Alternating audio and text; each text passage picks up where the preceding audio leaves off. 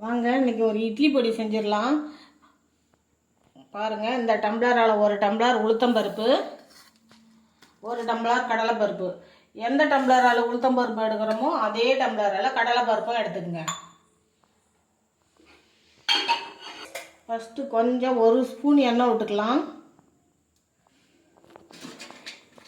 அந்த எண்ணெயில் கொஞ்சமாக பெருங்காயம் சேர்த்துக்கலாம். பெருங்காயம் பொரியட்டும்.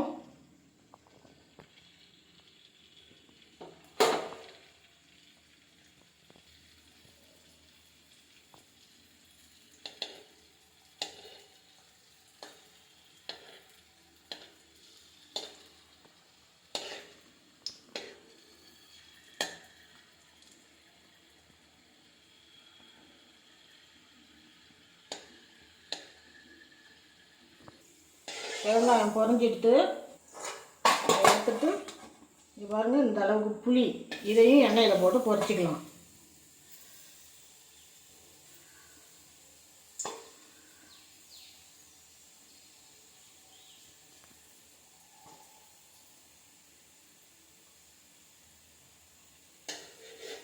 புளி போடுறான்னு நினைக்காதீங்க. இந்த மாதிரி நீங்கள் செஞ்சு சாப்பிட்டு பாருங்கள். சாப்பிட்டு பார்த்துட்டு எப்படி இருந்துச்சுன்னு சொல்லுங்கள்.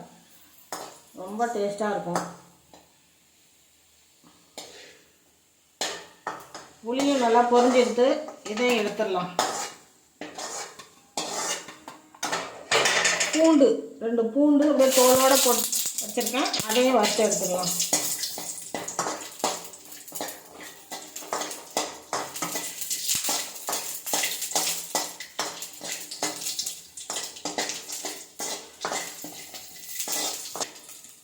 பூண்டு எடுத்துக்கலாம். 20 காஞ்ச மிளகா வச்சுருக்கேன். இதையும் இது கூட போட்டு வறுத்துக்கலாம்.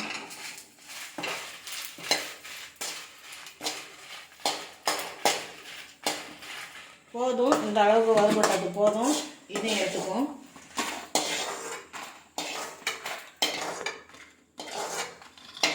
ஒரு பொடி கருவேப்பிலை எடுத்து வச்சுருக்கேன். கழுவிட்டு எடுத்து வச்சுருக்கேன். இதையும் இது கூட போட்டு வறுத்துக்கலாம்.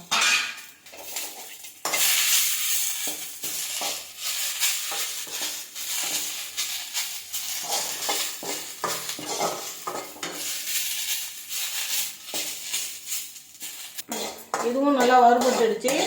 இதையும் எடுத்துக்குவோம். உளுத்தம்பருப்பு போட்டுக்கலாம்.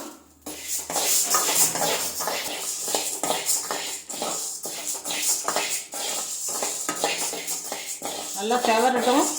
செவக்க வறுத்து எடுத்துக்குவோம்.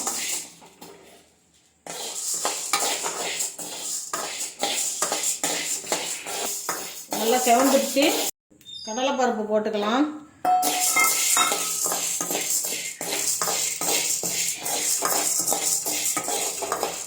நல்லா செவக்க வறுத்துக்கலாம்.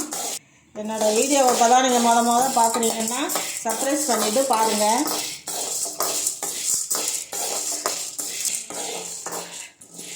நல்லா வறுபட்டுருச்சு. இதையும் எடுத்து கொட்டிக்கலாம். நல்லா ஆறட்டும். ஆறினா தான் அரைச்சிட்டு வந்துடுவோம்.